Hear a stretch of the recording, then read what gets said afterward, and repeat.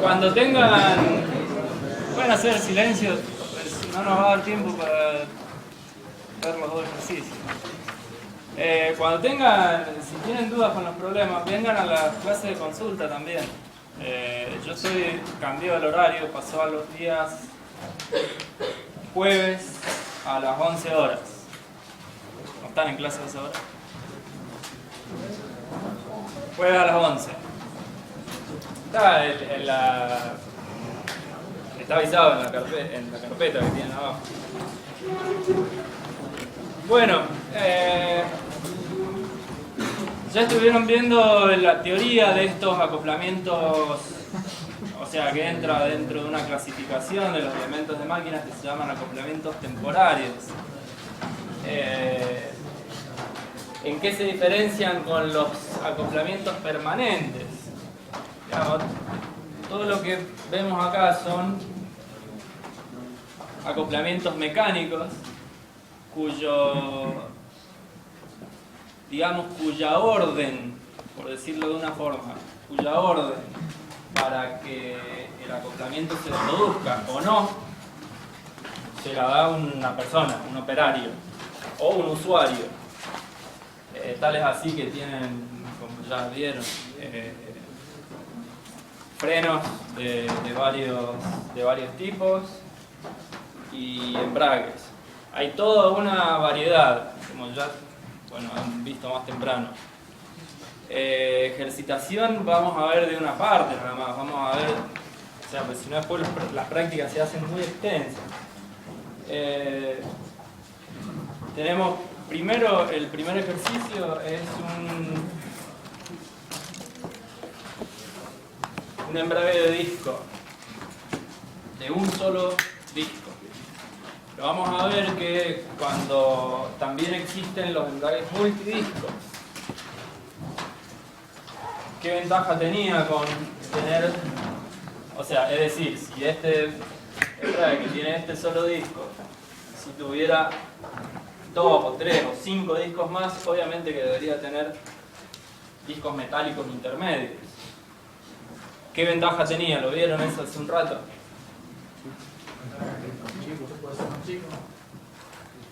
Y lo podemos analizar de las dos formas. Si yo mantengo toda la geometría, inclusive el material de fricción, y agrego discos, ¿qué es lo que aumenta en ese caso? Aumenta la superficie de fricción. ¿Y qué consecuencia trae aparejado eso? Más par. Fundamentalmente lo que busca esto es, o sea, lo que busca el hecho de agregar discos es de aumentarle la prestación, o sea, aumentar la capacidad de transmisión del par. Vamos a ver enseguida cuando repasemos un poco estos ejercicios que están resueltos acá, que todos estos acoplamientos no se seleccionan por una potencia que haya que transmitir de un eje a otro. Se seleccionan por el par, como la gran mayoría de los elementos mecánicos, elementos de máquinas. El par torsor es el que manda. Pero ustedes me pueden decir, bueno, pero en una máquina yo conozco qué potencia hay que transmitir y a qué velocidad trabaja. Bueno, ahí tienen el par torsor. Claro, entre las dos variables. Bien, les aclaro algo para quienes sean recursantes o bueno, que ya han visto estas prácticas previamente. Las bibliografías respecto al... y va a estar aclarado más adelante, pero se lo voy adelantando. La bibliografía respecto a los pares o a los momentos torsores que se pueden transmitir con un disco, un embrague de disco, son un poco confusas en algunas, justamente en esta parte, en la parte donde nosotros tenemos que calcular el torque. Hay un desarrollo, una formulación, que creo que la han visto más temprano. Han visto que hay dos teorías para cálculo de esto, que es presión uniforme cuando los embragues son nuevos, desgaste uniforme cuando el embrague ya ha trabajado.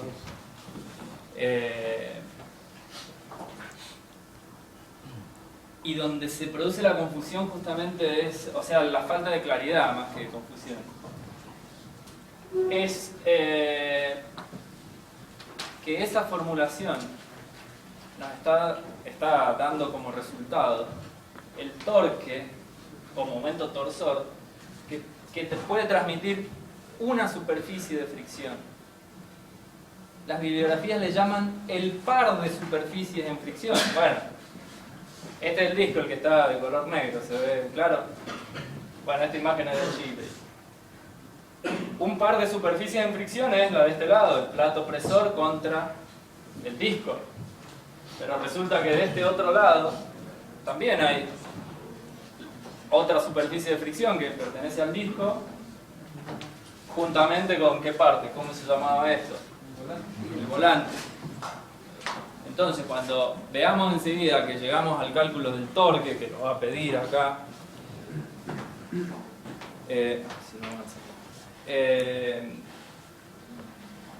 ese torque se debe multiplicar. Si hay un solo disco, hay que multiplicarlo por 2. En la fórmula, cuando ustedes lo vean, bueno, acá están igual presentadas en el PowerPoint. La fórmula no lo tiene ese índice, o sea que por ahí se pueden llegar a cometer errores. El análisis que hacen los libros es de una superficie con otra. Pero ahora, si estos, en este caso están estos resortes o muelles, así se llaman, se produce una fuerza friccionante acá, pero también hay fuerza friccionante de este lado. Lo cual ayuda, porque si yo no lo considero, estoy cometiendo un error importante, pues estoy suponiendo que va a transmitir la mitad del momento torsor, y es mucho. Bien, enseguida va a aparecer de nuevo esto que les estoy comentando. Otra cuestión más que les había preguntado de los multidiscos, en caso uno solo, alguien comentó que se puede reducir el tamaño del embrague. Sí, lógicamente, se puede reducir el tamaño si yo mantengo el par torsor. Es decir, si yo tengo la necesidad de transmitir tantos newton metros de torque, obviamente que a medida que voy agregando discos, el embrague va siendo cada vez de menor diámetro. ¿Y eso es importante? Sí, es muy importante, porque es muy considerable, y acá es donde está lo bueno y por el hecho de que se usan, es muy considerable la relación, la disminución de diámetro respecto al aumento en el año, digamos, sería el largo del embrague. O sea, se reduce muchísimo el diámetro y el largo aumenta apenas. No sé si más o menos entienden cuál es el criterio. O sea, lo que estoy tratando de decir. Por eso es que son muy utilizados los embragues multidiscos. Bien. Obviamente hay que leer primero el problema. Una cuestión les comento antes de arrancar. Los ejercicios están planteados acá, y todos, son cinco creo en todo el práctico, son de verificación. Es decir, está todo dimensionado y lo que normalmente se les pide es verificar algún parámetro. Principalmente verificar el material, pues los materiales de fricción, una característica importante que tienen es la presión máxima a la que pueden trabajar. ¿Y por qué es importante conocer eso? Sabemos que el disco de embrague, así como también los frenos, trabajan por fricción. Y esa fuerza friccionante, ¿de qué depende? ¿De qué dos cosas depende? material? De la velocidad, Normal, digamos. de la fuerza normal y del factor de fricción, o sea, de los materiales. Pero no solo de los materiales, sino de la terminación superficial. Bien, entonces, depende de esas dos cosas fundamentalmente, fuerza normal y factor de fricción o coeficiente de fricción. Ahora, mientras mayor es la fuerza normal, o sea, si analizamos las variables, mientras mayor es la fuerza normal que se le aplique, va a ser mayor la fuerza friccionante. ¿Están todos de acuerdo en eso? Entonces yo puedo aplicar acá la cantidad de newtons que sea. Sí, la realidad es que sí, hasta que siempre que me mantenga por debajo de la presión admisible del material. Por eso es importante que por acá lo dice, que el disco de fricción está fabricado de tal y tal material. Bien, dimensiones, diámetro interior, diámetro exterior. Dice que la carga, la fuerza de aplicación está dada por resortes. ¿Qué es lo que...? Bueno, enseguida aparece. En este caso, resortes. Da un detalle acá, una variable interesante que después nos va a hacer falta. Dice que cada uno de los resortes son resortes de compresión. Está aplicando 900 newtons, lo cual son 90 kilofuerzas aproximadamente, mientras están comprimidos 5 milímetros. Hace falta después, pero por ahora se puede dejar anotado. El material del disco y el material del plato presor y el volante, que bueno, la gran mayoría de las veces es acero. Y trabaja en seco. Esto también no es un dato menor. Hay embragues que trabajan con aceite. ¿Por qué pueden pensar de que un embrague trabaje con aceite si lo que nosotros necesitamos finalmente es fricción acá? Para disipar calor, exactamente. Son en baño de aceite. Y hay infinidad de aplicaciones con embragues, multidiscos principalmente, en baño de aceite. Y acá nos da, bueno, que este embrague, digamos, debería transmitir un torque de 400 Nm con un factor de seguridad mayor o igual a 1,3. Este factor de seguridad en realidad es que significa que el embrague debería estar sobredimensionado un 30%, como mínimo. Bien. Esto es lo que son las preguntas que nos hace el enunciado. Verificar el material a presión admisible. Segundo, calcular el coeficiente de seguridad.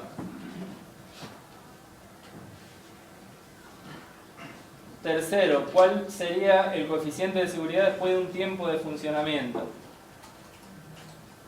Esto es porque, bueno, esto es muy sencillo. Uno, cuando nos dice de un embrague nuevo, es con teoría de presión uniforme. Cuando nos dice de un embrague después de un tiempo, es a desgaste uniforme. Son prácticamente iguales las dos, nada más que usar diferentes ecuaciones. Y después nos pide algo acá un poco más difícil y que es en realidad un poco más largo de calcular, de verificar. Es cuánto desgaste podría sufrir el disco antes de que empezara a deslizarse, a patinar. Y ahí hay una cuestión bastante sencilla.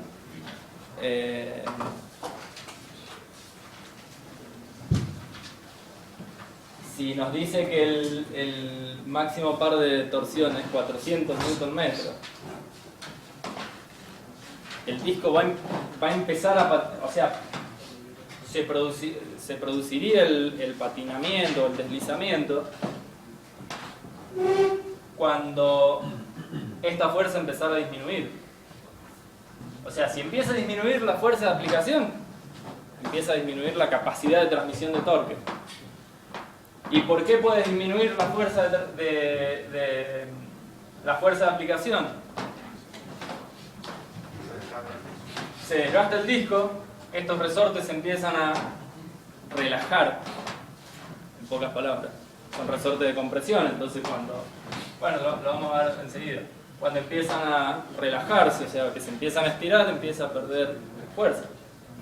Básicamente eso, no es tan difícil, vamos a ver enseguida. Bien. Los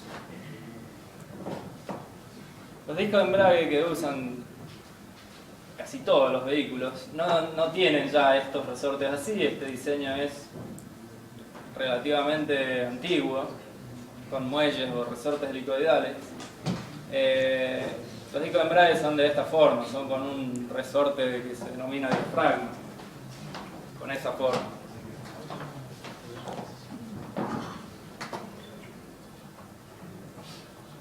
Bien, este es el mismo enunciado, lo que está ubicado acá nada más que para resaltar,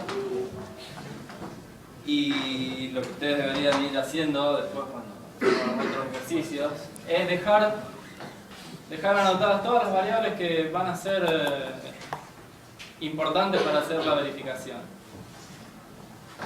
Que los diámetros, la fuerza que se aplica, cuánto están comprimidos los muelles y los detalles del material. Bien, esto es el esquema. Y estas son las variables resumidas. Recuerden que los diámetros a considerar no tienen nada que ver ni con el plato presor, ni con el volante, nada. Son los diámetros de las superficies de fricción, de las placas de fricción. Los 900 newtons están aplicados en este sentido. La compresión de los resortes estaría viéndose acá. Bueno, los resortes están comprimidos, por eso están ejerciendo fuerza. Son 9 los materiales y el torque del motor.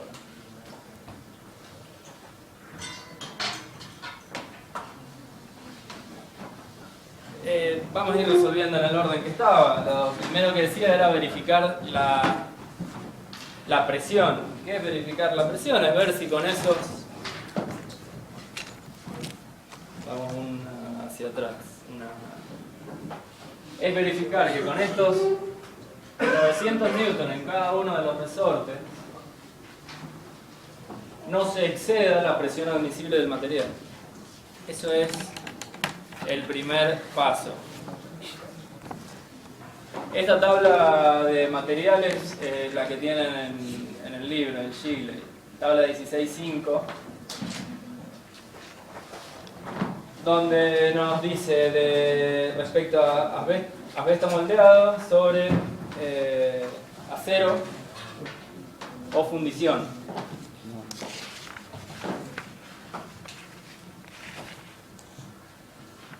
Coeficiente de fricción en seco.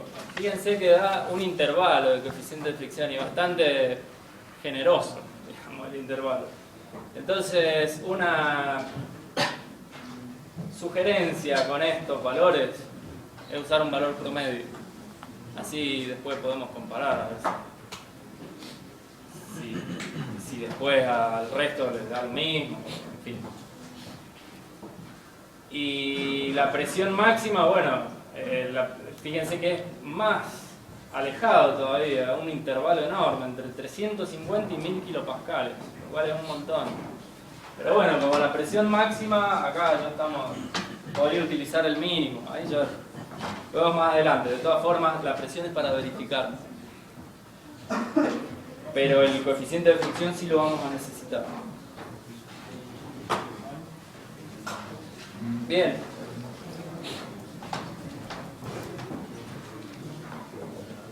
Cuando el disco está nuevo,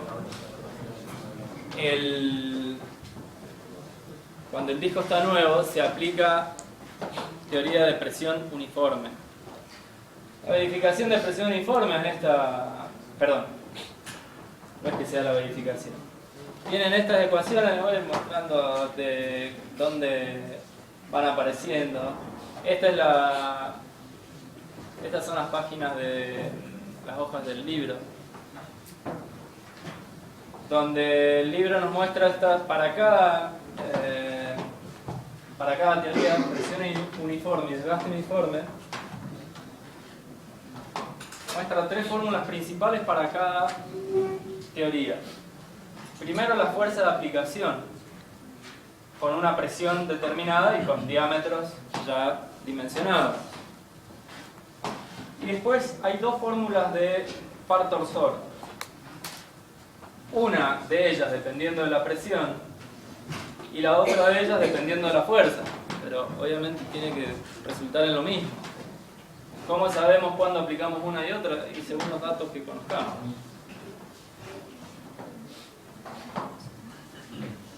En este caso, nos pedía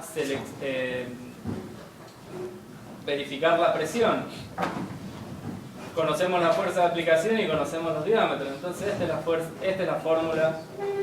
Con esta fórmula es suficiente para resolver lo que nos pide el punto A.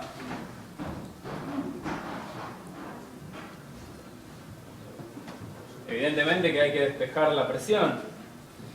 Y hay algo más, algo adicional. Cuando despejamos la presión, el enunciado nos dice que hay 9 resortes aplicando cada uno de ellos 900 newton. Entonces, acá hay que multiplicar, hay que sacar el producto entre los dos, digamos, de la cantidad de resortes y la fuerza de cada uno de ellos. Y abajo queda esto. ¿Qué representa esta fórmula? ¿Cómo? La diferencia de área. El área del disco. El área del disco. O sea, es una diferencia de área porque lo que hace el diámetro externo menos el diámetro interno. Pero viene representando el área del disco. Fíjense lo simple que es esta fórmula, es fuerza sobre área y eso da la presión. Presión a la que está sometido el material de fricción. Y acá les aclaro algo, no es que acá no tiene nada que ver la cantidad de discos que estén acoplados. Esta fórmula no cambia. ¿Por qué no cambia? Les pregunto yo a ustedes, ¿por qué acá en la fuerza de aplicación no está incluida la cantidad de discos? Ni la cantidad de superficie, nada.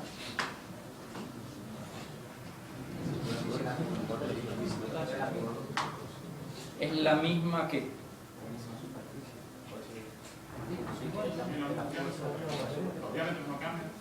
Los diámetros no cambian porque todos los discos son si fuese multidisco, todos los discos son iguales. Porque si están orientados, es eso en realidad. Supóngase que hay muchos discos y todos están compactados con esta fuerza F. Todos los discos están sufriendo la misma fuerza, por más que hayan muchos discos intermedios. Entonces, y les aclaro esta situación porque siempre después se termina preguntando en las consultas o cuando está resolviendo los problemas. En la fuerza de aplicación, en estas primeras fórmulas, que, bueno, volvemos de nuevo a esta hoja para ver una de las dos, tanto en presión uniforme como en desgaste uniforme, donde están las dos ecuaciones de la fuerza aplicada, no tiene nada que ver la cantidad de discos que estén acoplados, ni la cantidad de superficies de fricción que haya, nada. Donde sí tiene que ver es en la capacidad de transmisión de torque. ¿Está claro? Es decir, en estas fórmulas, que son 4 en realidad, torque, las 2 fórmulas para desgaste uniforme y las 2 fórmulas para presión. En las 2 debería estar acá multiplicando la cantidad de pares de superficies de fricción. ¿Está claro? ¿Queda claro? Bien, volvamos al problema. Bien, resumiendo esto, la fuerza aplicada ya la conocemos, un dato del enunciado, la cantidad de resortes también, y el área de ese disco también es conocida. La presión aplicada está alrededor de los dos, o sea, alrededor no, es exactamente 225 kilopascales, lo cual está por debajo, bueno, la presión admisible estaba entre 350 y 1000 kilopascales para ese material, por lo tanto, esta presión todavía está verificando.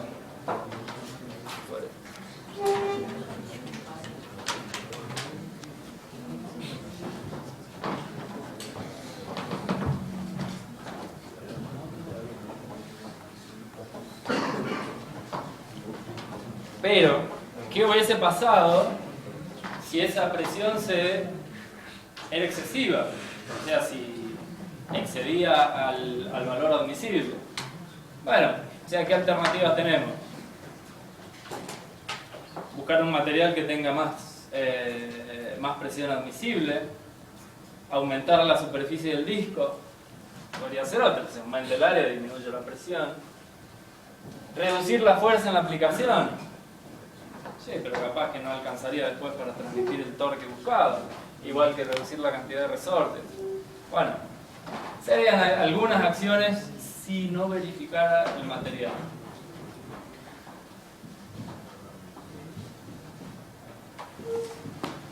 Pasamos al siguiente, eso sería el punto A, que era verificar el material. Segundo decía, busque el factor de seguridad. ¿Qué es buscar el factor de seguridad? Es ver si, como está dimensionado, es capaz de transmitir el torque que se le está... O sea, decía 400 Nm que había que transmitir.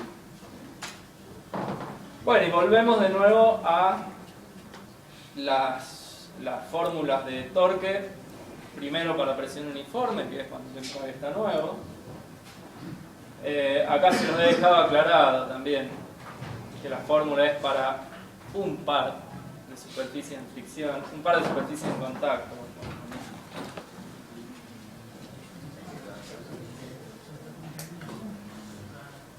Vuelvo un segundo acá a donde está la copia del libro. ¿Por qué? Yo les dije hace pocos minutos que para calcular el par torsor habían dos fórmulas, dependiendo qué parámetro tenemos conocido. Para este problema, en realidad es lo mismo. Podría haber usado cualquiera de las dos fórmulas, porque yo conozco la presión que tiene aplicada, que eran 225 kilopascales. Factor de fricción y los diámetros. Y en esta segunda está la fuerza, el factor de fricción y los diámetros. O sea, cualquiera de las dos fórmulas sirve. Y va a pasar lo mismo con desgaste uniforme. Eso es indistinto, debería dar exactamente igual.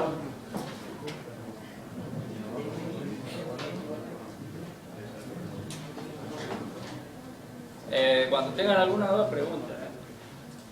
Bien. Se volvió a tocar. Sí, la presión que calculamos nosotros cae dentro del intervalo. ¿Verifica o no? Es un poco... ¿Qué pasa con este? Tengamos en cuenta que esto es un libro donde el autor ha sacado datos de algunos catálogos.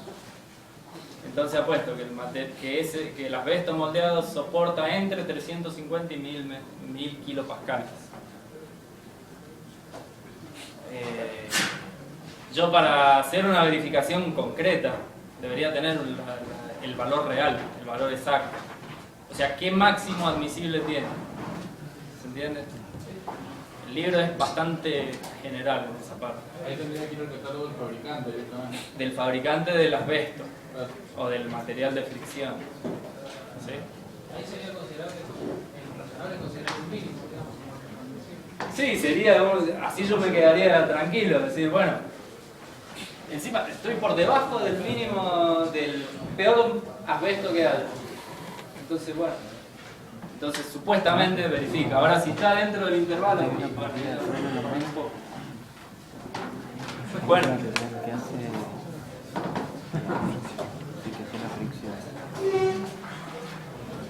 Acá no hay mucho más que hacer que hacer reemplazo de valores. Pero tengan cuidado con las unidades. Porque usualmente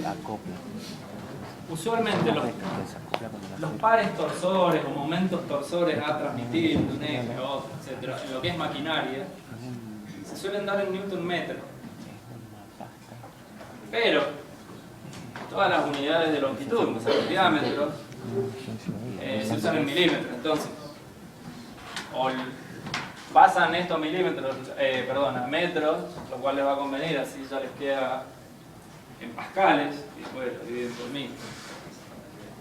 Pero bueno, tengan cuidado con el tema unidades. El torque por presión uniforme a transmitir. ¿Se acuerdan que había dicho que era el torque, decía que debería transmitir este embrague? ¿Cuánto era? 400.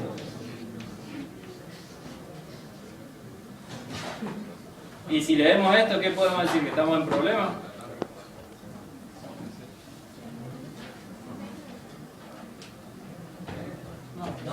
Quiero opiniones. Dice como máximo 400. Los 400 Nm es lo que es necesario transmitir. Y esto me está diciendo que el disco ese... No alcanzo. Que no alcanza. Pero nos estamos olvidando de algo básico. Este es para una sola superficie. Y en el disco están trabajando las dos. Entonces es el doble. No, este número es para uno solo, porque todo el análisis está hecho fuerza sobre área. El 400 es el que hay que pasar del eje motor a la...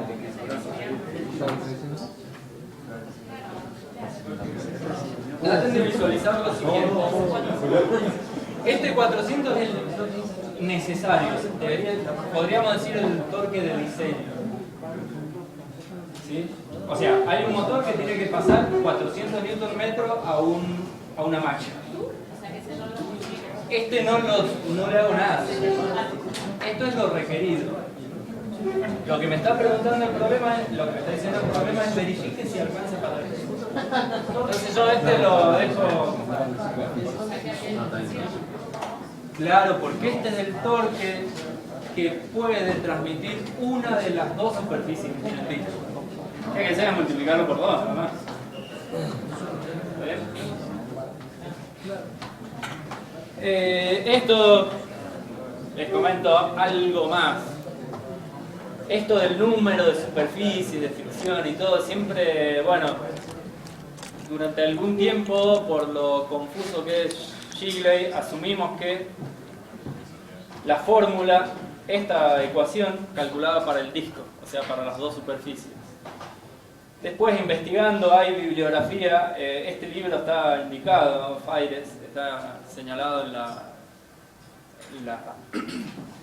la planificación, donde lo aclara en el texto. Después hay otro libro más, Deutschmann, que es otro libro de elementos, donde también lo aclara, que toda la ecuación, el modelo matemático, está hecho para una sola superficie. Profe, cuando hablamos de superficie, ¿qué hablamos? ¿La superficie del disco y la del plato presor? Lo dibujamos acá, sí. Ese es el disco. Acá está el volante. y acá está el plato presor. ¿Sí? Cada disco, o sea, el modelo matemático que vemos ahí responde para una sola cara. Pero ¿qué pasa? Hay bibliografías que dicen par de caras. Claro. ¿Pero por qué par? Y porque es una del disco más la del acero del plato. Pero entonces afirmamos que cada disco tiene dos pares, porque tiene la de este lado y también la del otro lado. ¿Sí? Entonces, en este caso son dos pares de superficie de núcleo. Y cada una de esas transmite 364. Así sí. Eso sí alcanza. Está bien. Significa que Para el caso de este problema, y estaría verificando bastante amplio.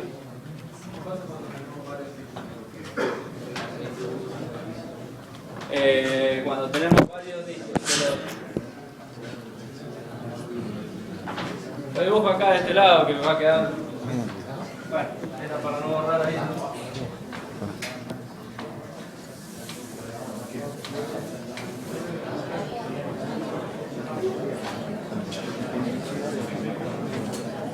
Ese sería el volante.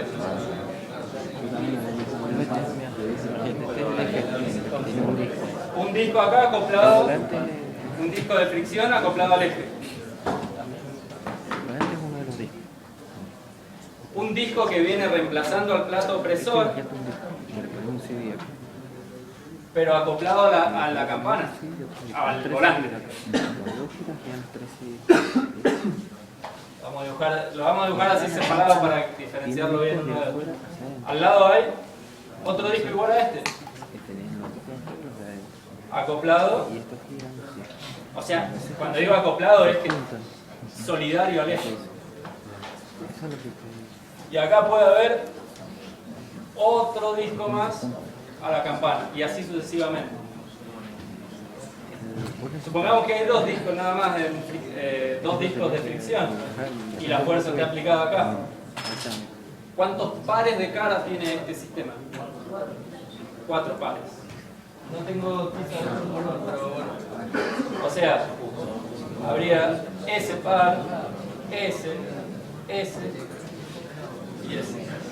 O sea, por cada disco que voy agregando se agregan 2 pares. Es bastante simple el análisis, pero hay que razonar. Cuando le hago un comentario, acá en la oficina que está acá al lado hay un embrague multidisco o sea, con este sistema, con varios discos. No sé si tiene 6 u 8 discos de fricción.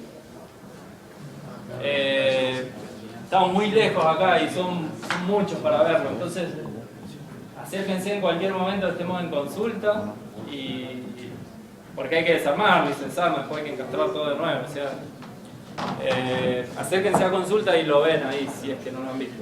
Acá hay un esquema, pero bueno, por ahí es más difícil de interpretarlo, siempre está bueno verlo en vivo. Y si tienen la posibilidad de tener algún motor de una moto que tenga cambio, obviamente, que esté roto, desarmado, desguazado, desármenlo, tiene embrague multidisco. La mayoría de las motos tienen embrague multidisco. Bueno, volvemos. Entonces, en este caso, volviendo de nuevo al tema, tenía 365 Nm por cada cara de fricción, son 730. O sea, acá afirmamos que el embrague nuevo, porque estoy trabajando con presión uniforme, es capaz de transmitir hasta 730 Nm. El sistema necesita 400. Entonces, se alcanza a ver de todos lados porque quedó muy bajo acá. Para calcular ese factor de seguridad basta con dividir el torque, la capacidad que tiene el embrague con el requerimiento. Que no marcha, ahí. Es decir, los 730 dividido los 400, está cercano al 2. El valor exacto es ese. Pero hay un detalle, el problema nos pedía que como mínimo fuese 1,3. Igual está sobredimensionado todo esto. Veamos qué pasa cuando el embrague ya empezó a funcionar y estuvo un tiempo trabajando y que se desgastó un poco. No sé si querían copiar algo más de ahí, si no... Sí.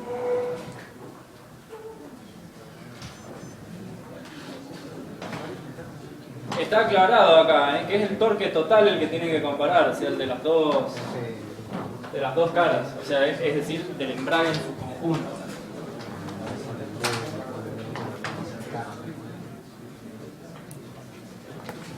¿Vamos?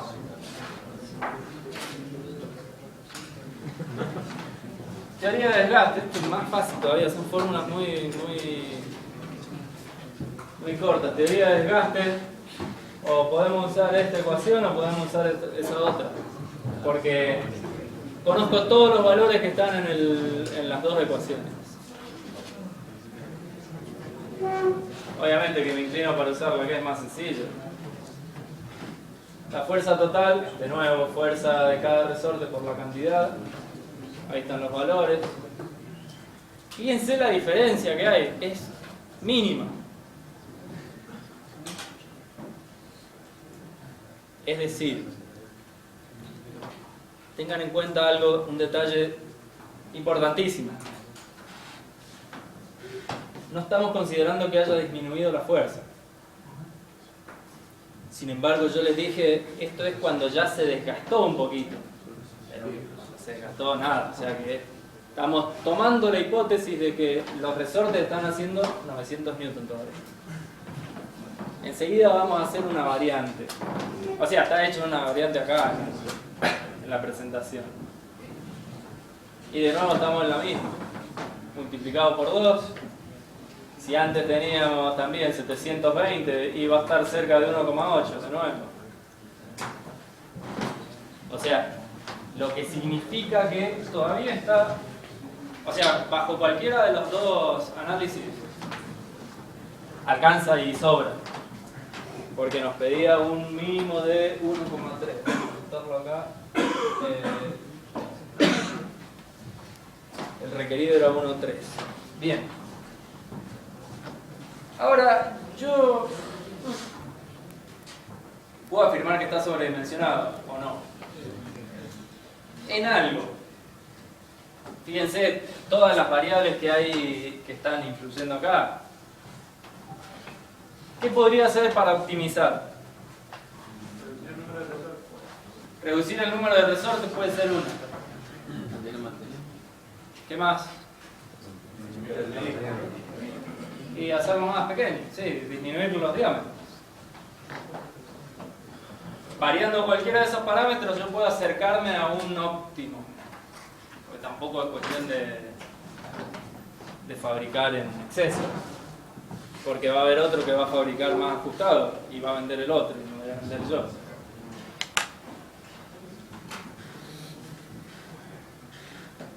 Acá en la presentación lo que he hecho es reducirle la fuerza a cada resorte. Esto de ejercer una fuerza variable con resortes helicoidales es muy común en las máquinas, porque es cuestión de poner un tornillo y ajustar más el resorte o aflojarlo. O sea, es una manera bastante fácil de, en un sistema, ejercer una fuerza que sea variable y que uno la pueda calibrar. A modo de ejemplo, lo que he hecho es reducir la carga de paso, hacer un mínimo repaso de lo que es la constante de un resorte. Propongo, ustedes podrían hacer cualquier cosa, como les pregunté primero, reducir la cantidad de resortes, lo cual reduce la fuerza total, reducir los diámetros sería otra.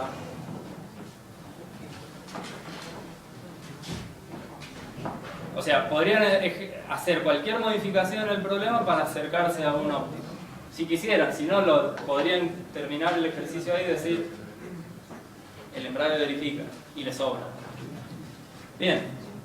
700 Newton está puesto ahora para ver, la presión obviamente va a ser más baja de lo que era en el primer caso, la fuerza por cada uno de los resortes.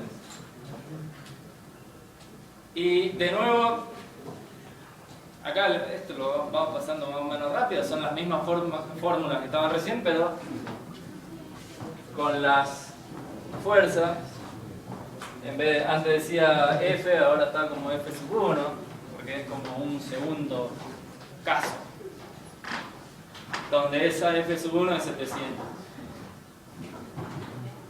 Torque en una de las superficies, torque para el embrague y el factor de seguridad. En ambos casos todavía está excedido, pero ya no tanto como en la primera alternativa.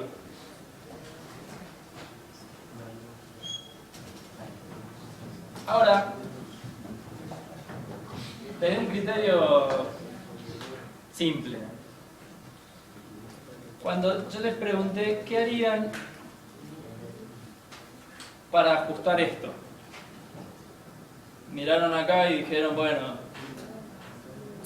o sea, es fácil para reducir esto. Cualquiera de esas variables están todas en el denominador y son todas multiplicadas, así que cualquiera que reduzca, el torque, la capacidad se va a disminuir. ¿Cuál elegiría?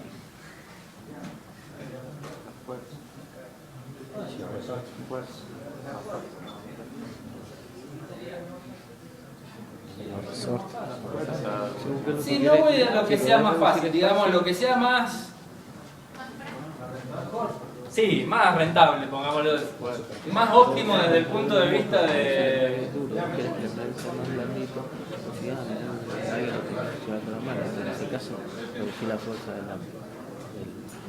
Son todas valederas, no, ninguna que esté mal ni que esté bien. Sí, el material por ahí.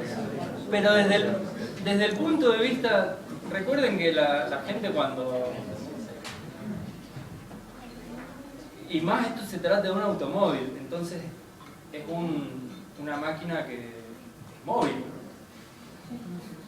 Si yo bajo el peso, ¿qué gano?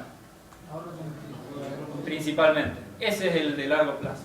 Y ese es el que interesa mucho a la hora de que tengan que venderlo. Y para bajar peso, o sea que le saquen resorte, no le va a reducir prácticamente nada. El peso se va a bajar con esto, con el diámetro externo. No solo van a bajar el peso de esto, sino el peso de la carcasa que lo envuelve, de todo. Entonces, desde el punto de vista de optimizar, y más que nada en una máquina como esta, que es una máquina móvil y es un auto, entonces se produce en cantidades muy grandes, o sea, sería lo más óptimo sería reducir las dimensiones para que se hiciera más chico, más liviano. De paso, es menos material que hay que comprar. Bien. Una vez que tienen diseñado esto, pueden jugar con cualquiera de las variables. Acá en el ejemplo, en este ejercicio, está hecho reduciendo la fuerza. Y fíjense una contra que tiene esto de reducir la fuerza, que diríamos, estoy haciendo algo que no es óptimo. Dice que el material, el más ordinario de esos asbestos era capaz de soportar hasta 350 kilopascales. Yo le estoy ejerciendo la mitad. ¿Qué significa? O sea, que estoy poniendo material y no lo estoy haciendo trabajar a su límite, lo estoy haciendo trabajar un 50%, lo cual es